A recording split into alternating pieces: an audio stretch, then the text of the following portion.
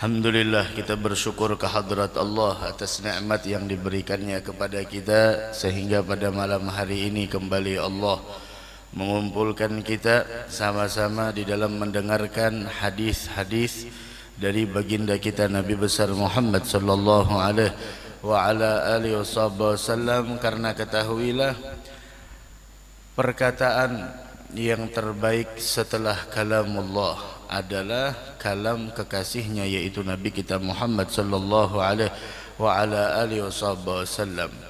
Dan tidak ada sesuatu yang lebih mulia didengarkan setelah Al-Quran melainkan hadis-hadis mutiara yang disampaikan oleh Nabi kita Muhammad sallallahu alaihi wa ala alihi wasallam, yang mana tidaklah keluar dari mulut mulia, dari lisan istimewa tersebut melainkan wahyu dari Allah Subhanahu wa taala. Maka dengan mendengarkannya hati seseorang menjadi bercahaya. Maka dengan mendengarkan hadis dari Nabi kita Muhammad sallallahu alaihi wa ala alihi wasallam, hati seseorang menjadi mempunyai sebuah pelita di dalam hatinya dan menjadi lebih mulia di sisi Allah. Dan Allah perbaiki hatinya dengan keberkahan hadis yang dia dengarkan, yang merupakan adalah semuanya itu sabda dari Nabi kita Muhammad sallallahu alaihi wasallam. Mudah-mudahan Allah berikan kita keistiqamahan, amin ya rabbal alamin. Sampai pembicaraan kita dari Abi Abdurrahman Abdullah bin Mas'ud radhiyallahu an. Abdullah bin Mas'ud adalah orang yang paling pertama membacakan Al-Quran di hadapan kaum kufar Quraisy, yaitu ketika turun surah Ar-Rahman, 'allamal Qur'an, khalaqal insan, 'allamahul bayan, syamsu wal qamar bihusban, wan najmu wasyajaru yasjudan, was samaa'a rafa'aha wa wada'al mizan, alla tatghaw fil mizan, wa aqimul wazna bil qisti wa la tukhsirul mizan, sampai akhir. Maka beliau yang paling pertama membacanya dengan suara yang keras dan lantang di hadapan kaum kufar Quraisy. Dan itu sudah kita ceritakan di majlis-majlis hadis tentang Nabi Muhammad, bil khusus di malam Jumat. Beliau mengatakan, ka'anni anzuru ila Rasulillah yahki nabiyyan minal anbiya. Beliau mengatakan bahwasanya seakan saya melihat Nabi Muhammad sallallahu alaihi wasallam sedang menceritakan salah satu nabi dari para anbiya, yang mana ceritanya darabahu qaumuh, dipukuli oleh kaumnya, fa'admau, sampai mengeluarkan darah. Bagaimana perjuangannya? Wa huwa yamsahu dam an wajhih, bahkan dia mengusap darah dari wajahnya. Wa huwa yaqul, tapi nabi tersebut hanya mengatakan, Allahumma ghfir li qaumi fa innahum la ya'lamun. Ya Allah, ampuni kaumku sebab mereka itu memang tidak mengerti. Lihat rahmah yang ada di dalam hati mereka. Dari karenanya ada yang mengatakan bahwasanya Ubaid bin Amr al-Laythi di antaranya yang dimaksud dengan nabi di sini adalah Nabi Nuh alaihi salatu wassalam. Namun Al-Imamul Qurtubi mengatakan yang dimaksud dengan nabi di sini bukan siapa-siapa, tapi diri beliau sendiri. Diri beliau sendiri yang menceritakan tentang keadaan beliau, dipukuli, dianiaya. Itu bagaimana dahulu Sayyidina Abu Bakrin As-Siddiq radhiyallahu taala anhu wa ardhah, saking membelanya beliau dengan Nabi Muhammad sallallahu alaihi wasallam, tidak mau Nabi Muhammad dianiaya, tidak mau Nabi Muhammad disakiti, tidak mau Nabi Muhammad diganggu. Mereka rela mengorbankan jiwa dan diri mereka sebagai tebusannya. Sampai suatu hari pernah ketika Nabi Muhammad sujud di depan Ka'bah, kemudian semua orang di sana, Abu Jahal melihat pemandangan tersebut sangat menyakitkan perasaannya dan yang lainnya dari orang-orang musyrik pada saat itu. Sampai pada akhirnya ketika mereka ingin mengganggu Nabi Muhammad, ingin mengusik kekhusyuan Nabi Muhammad di dalam sujud depan Ka'bah, maka dihalau oleh Sayyidina Abi Bakar. ketika dihalau oleh Sayyidina Abu Bakar, dan Abu Bakar memerintahkan, pulanglah kalian. Kalian ada apa urusan kalian dengan Muhammad sujud depan Ka'bah, dia beribadah, ada apa? Kemudian kata Abu Jahal, kalau engkau menghalangi kami, maka engkau orang yang pertama yang kami kasih pelajaran. Sehingga dipukuli Abu Bakar sampai pingsan. Dan saking dahsyatnya pukulan tersebut, keroyokan itu saking dahsyatnya, tahu, diceritakan dalam sejarah sampai tidak bisa dibedakan mana hidung mana pipi. Itu bengkaknya. Dan hidung orang Arab tidak hidung sama seperti kita, hampir sama pipi. Hidung mereka mancung tuh sampai bengkak. Pingsan beliau. Ketika siuman, ibunya menangis, semua kabilah dari Abu Bakar ngumpul di sana tidak terima dengan perlakuan orang-orang kufar Quraisy. Sampai ketika siuman tahu apa yang dikatakan oleh Abu Bakar, bagaimana keadaan Rasulullah. Maka orang-orang yang ada di sekitarnya, kenapa wahai Abu Bakar engkau menanyakan Muhammad? Engkau karenanya disakiti seperti ini. Kami tidak tega, kata beliau. Bagaimana kabarnya Rasulullah? Keluar, semuanya keluar. Jangan ada yang. Ketika dikatakan Rasulullah baik-baik, Muhammad baik-baik aja. La, saya tidak tenang sebelum saya melihatnya. Ketika digotong, dipapah sampai berhadapan kepada Nabi Muhammad sallallahu alaihi wasallam, maka beliau mengatakan, la ba'sa alaiki ya Rasulullah, tidak apa-apa. Tidak jadi masalah, saya yang sakit asalkan ini tidak menimpamu. Itu pengorbanan mereka untuk Nabi Muhammad sallallahu alaihi wa ala alihi wa sahbihi wasallam. Begitu. Dari karenanya di sini Rasul menceritakan tentang bagaimana kesabaran para anbiya dan bagaimana mereka memikul berbagai macam gangguan di jalan, di dalam menyampaikan apa yang telah diamanahkan kepada mereka. Sabarnya para nabi dan bagaimana mereka beratnya cobaan yang mereka pikul dari gangguan, semata-mata semua itu mereka lakukan, gangguan itu mereka temukan di jalan, di dalam menyampaikan, mengajak manusia untuk mereka itu mendapatkan keridhaan Allah dan mendapatkan keselamatan. Dan dari sini juga diberitahukan bahwasanya bagaimana akhlaknya para anbiya dan para pewarisnya para anbiya selalu di sana menghadapi keburukan dengan kebaikan, menghadapi perilaku yang jahat dengan lemah lembut, bahkan dimaafkan. Dan bagaimana mereka di sana para anbiya, orang-orang hebat, orang-orang mulia, mereka tidak mau membalas apa yang mereka lakukan seperti tidak mau membalas seperti apa yang mereka lakukan, tidak mau. Dari karenanya doa yang keluar, Allahumma ighfir li qaumi fa innahum la ya'lamun. Terus apa maksudnya dia menyapu wajahnya dari darah yang keluar? Naam, itu adalah ketika Nabi kita Muhammad sallallahu alaihi wasallam ketika di dalam peperangan Uhud, perang balas dendam dari setelah perang Badar yang dialami oleh kaum musyrikin, kekalahan di perang Badar, sehingga mereka mengadakan perang lagi di perang Uhud, sehingga di perang Uhud terbunuhlah Sayyidina Hamzah, Sayyidus Syuhada. Dan disitulah bagaimana dahinya Nabi kita Muhammad sallallahu alaihi wasallam sobek berdarah dan gigi gerahangnya patah. La ilaha illallah. Kita hadir majlis kada sempat berdarahan. Masya Allah. Apa yang kita korbankan untuk Nabi Muhammad. Jangan sampai kita taruh luka lagi di dalam hati dan perasaan beliau. Perhatikan di rumah tangga kita, di handphone anak-anak kita, apa yang mereka lihat, apa yang mereka tonton. Jangan sampai menyakiti perasaan Nabi Muhammad sallallahu alaihi wasallam. Perhatikan di rumah tangga kita.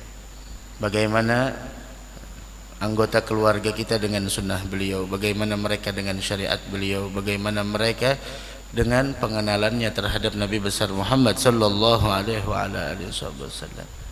Dahinya sampai sobek. Allahumma salli ala Muhammad. La ilaha illallah. Begitu. Dan setiap orang yang menempuh di jalan dakwah pasti akan menemukan sebuah gangguan. Itu pasti.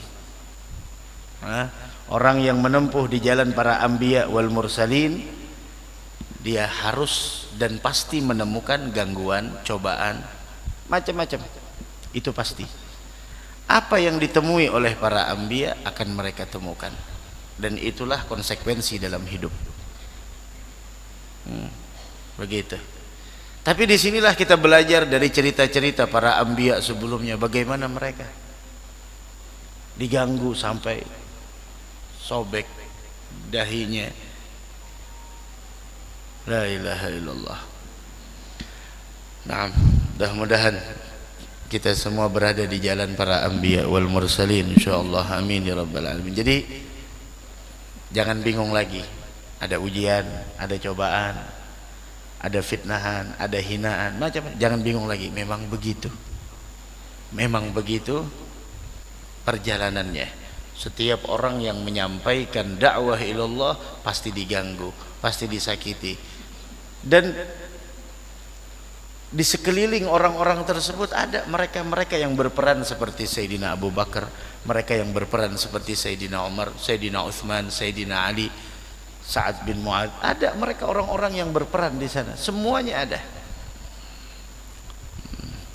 Kemudian lagi disebutkan an Abi Sa'id wa Abi Hurairah radhiyallahu anhu, "Ma yusibul muslim min nasabin wala wasab wala hammin wala hazan wala adha wala gham hatta asy-syaukatu yushakuha illa kafarallahu biha min khataayah." Rasul mengatakan di dalam sebuah hadis, tidak sesuatu pun yang mengenai seorang muslim dari suatu musibah, baik dari kelelahan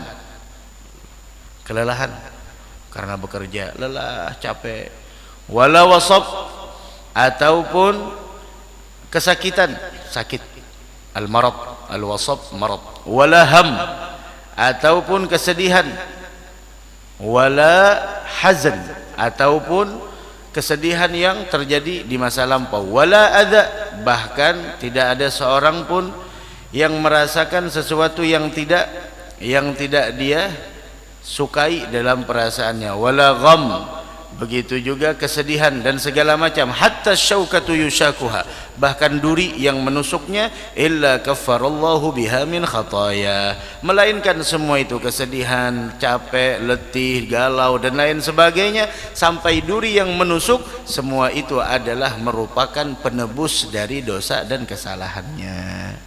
Masya Allah. Maka dari karenanya siapa orang yang di sore hari kelelahan karena pekerjaannya, maka di sore hari itu dosanya diampuni oleh Allah. Apakan lagi dia hadir majlis, tambah lagi pahalanya. Padahal capek, udah capek, iya capek. Begitu. Dari sini kita bisa mengerti bahwa segala penyakit dan sesuatu apapun yang mengganggu seseorang, apabila dia bersabar, maka menjadi penyebab segala dosanya diampuni oleh Allah Subhanahu wa ta'ala. Dan ketika suatu musibah seseorang tidak menerima akan musibah tersebut sehingga dia berontak, maka dia telah mendapatkan dua musibah. Yang pertama musibah yang ada di dalam dirinya, dan yang kedua adalah musibah ketika dia terharamkan dari ganjaran pahala. Mudah-mudahan Allah berikan kesabaran kepada kita. Wan Nabi Muhammad sallallahu alaihi wa ala alihi wasallam, beliau pun juga sakit. Dari karenanya hadis yang diriwayatkan Abdullah bin Mas'ud, beliau mengatakan, dakhaltu ala Nabi, saya pernah suatu hari masuk ke rumahnya Nabi Muhammad sallallahu alaihi wasallam. Kemudian dan beliau pada saat itu yu'ak, arti yu'ak yaitu humma, demam. Demam, sakit Nabi Muhammad. Maka aku tanya, ya Rasulullah, innaka tu'aku wa'kan syadida, kayaknya nih demamnya udah tinggi. Kata Nabi Muhammad, iya, saya merasakan ini demam sama seperti demamnya 2 orang dari kalian. Saking panasnya. Nah, sama seperti 2 orang. Kata Abdullah bin Mas'ud, itu semua karena engkau mendapatkan 2 ganjaran pahala ya Rasulullah. Coba lihat komunikasi orang-orang soleh, orang-orang alim. Tidak ada urusan dunia, tapi mereka mengatakan karena engkau mendapatkan 2 ganjaran pahala, gala ajal dzalika kadzalik. Iya, kata Nabi Muhammad, memang seperti itu. Tapi tahukah, mamin muslimin yusibuhu adza, tidaklah seorang muslim yang menimpanya suatu gangguan, suatu penyakit apapun itu yang menimpanya, kesakitan, bahkan syaukah fama faugaha, duri yang menusuknya yang membuat dia sakit, dan lebih lagi dari itu, illa kaffarallahu biha sayyi'atih, melainkan semua apa yang dia rasakan menjadi penebus dari dosa dan kesalahannya. Disinilah ulun sering menyampaikan, ilmu pengetahuan agama melahirkan pandangan, pandangan melahirkan sebuah pemahaman dan pengertian. Ketika seseorang sakit, dia punya ilmu, maka dia bisa menjawab permasalahan sakitnya tersebut dengan pandangannya. Kenapa? Dia punya ilmu. Ketika ada pandangan, lahirlah sebuah pengertian, sehingga mereka sakit tapi seakan mereka tidak sakit. Kenapa? Mereka mengerti. Apa yang mereka mengerti? Menjadi penebus dari dosa. Wa huttat anhu dzunubuh. Kemudian kata Nabi Muhammad sallallahu alaihi wasallam, yaitu semua dosanya diturunkan oleh Allah Subhanahu wa taala, kama tuhattu syajaratu waraqaha, sebagaimana sebuah pohon yang mana pohon tersebut menggugurkan semua dedaunannya. Seperti itu. Sakit kepala, dosa mau diampuni. Dari karena itu, bagaimana seseorang itu mendapatkan berbagai macam nilai pahala tergantung kadar bala dan ujian yang dia terima, tentunya adalah dengan sabar. Dan dari sini kita mengerti bahwasanya orang yang paling dahsyat mendapatkan dan menerima bala itu adalah asyaddukum bala al-anbiya. Orang yang paling dahsyat menerima bala, ujian, itu para nabi. Karena mereka itu adalah orang yang diistimewakan oleh Allah dengan mendapatkan kesempurnaan sabar, dan mereka tidak ada yang mereka harapkan dalam hidup melainkan pahala dari Allah. Karena Allah jadikan mereka qudwah, Allah jadikan mereka uswah, suri tauladan untuk manusia yang lain, sehingga mereka pun di sana mampu melalui gangguan, ujian, dan realita di dalam kehidupan. Dan di sini lagi bagaimana Allah Subhanahu wa taala memberitahukan melalui lisan Nabi kita Muhammad sallallahu alaihi wasallam, yaitu bahwasanya bagaimana setiap musibah yang menimpa seseorang, maka itu adalah merupakan suatu pertanda Allah menginginkan kebaikan dalam dirinya. Sebagaimana hadis yang diriwayatkan oleh Abu Hurairah, gara-gara Rasulullah sallallahu alaihi wasallam, man yuridillahu bihi khairan yusib minhu. Siapapun orang yang diinginkan kebaikan oleh Allah, Allah timpakan sebuah musibah kepadanya. Seakan-akan musibah itu adalah surat cinta dari Allah bagi orang yang mengerti, bagi orang yang memahami, bagi orang yang mampu mempunyai pandangan dari apa yang dia terima tersebut. Namun walau bagaimanapun jangan pernah meminta agar kita itu sakit. La sallallahu afiyah, mintalah keafiatan oleh kepada Allah. Lasna min rijalil bala, kita bukan orang yang hebat memikul bala. Tapi ketika musibah datang, penyakit datang, ya ginilah Allah menginginkan kebaikan dari itu semua. Bayangkan, dosa diampuni, segala kesalahan dimaafkan oleh Allah, dosa-dosanya pada hilang semuanya, bagaikan berjatuhannya dedaunan dari sebuah pohon, seperti itu. Mudah-mudahan dosa kita diampuni Allah Subhanahu wa taala. Hatta syaukah, sampai duri yang menusuk, bahkan lagi sampai terdangsar, apalagi ini hujan biasanya, masya Allah, hendak ke kendaraan terdangsar, masya Allah, tahantak pinggang sidin langsung sakit, masya Allah. tapi sidin rabit, masya untung bisa lawar dalam. Insya Allah seberatan. Apapun yang menjadikan seseorang itu terganggu dan lain sebagainya, semuanya adalah ganjaran pahala dari Allah Subhanahu wa taala. Nah, dari karena itu seberat apapun musibah jangan kita bercita-cita berkeinginan untuk mati. Kayak ini aja ya Allah, bilang aku aja yang kena musibah mati aja sudah. Jangan. Dari karenanya hadis setelahnya diriwayatkan dari Sayyidina Anas bin Malik radhiyallahu taala anhu wa arda, setelah Rasul mengatakan man yuridillahu bihi khairan yusib minhu. Bagaimana di sana jangan sampai la yatamannayanna ahadukumul mauta li dhurrin asabah. Jangan sampai seorang pun mengharap-harapkan tibanya kematian dengan sebab adanya suatu bahaya yang mengenainya. Jangan. Ini mati aja dah jar. Nyaman kada ada lagi masalah hidup. Iya, hidup kada ada lagi masalah. Mati masalah lagi. Munnya banyak besangu, mun besangu sedikit. Mau apa? Mun sangunya sedikit juga. Fa in kana la budda fa'ilan, jika memang terpaksa harus berbuat demikian, maka hendaklah dia mengatakan seperti ini, Allahumma hyini maka natil hayatu khairan li. Ya Allah, hidupkan saya kalau kehidupan itu masih merupakan kebaikan untukku. Wa tawaffani idza kanatil wafatu khairan li. Wafatkan saya jika kematian itu bawa kebaikan buat saya. Begitu. Harusnya seperti itu. Maka dari karenanya doa Nabi kita Muhammad sallallahu alaihi wasallam, Allahumma aslih lana dinana alladhi huwa ismatu amrina. Ya Allah, perbaiki agama kami, dan dia adalah merupakan agama tersebut perpegangan yang paling kokoh dalam segala urusan kami. Aslih lana dunyana allati fiha ma'ashuna. Perbaiki kehidupan kami yang di dalamnya kami hidup. Perbaiki dunia kami yang merupakan kehidupan kami. Allahumma aslihna dinana wa aslihna dunya allati fiha ma'ashuna waj'alil hayata ziyada wa aslihil akhirah allati ilaiha ma'aduna. Allahumma aslih lana dinana alladhi huwa ismatu amrina wa aslihna dunyana allati fiha ma'ashuna wa aslih lana akhiratana allati ilaiha ma'aduna. Perbaiki akhirat kami karena kami bakal kembali pulang ke akhirat. Waj'alil hayata ziyadatan lana fi kulli khair. Jadikan kehidupan kami makin tambah berbuat baik.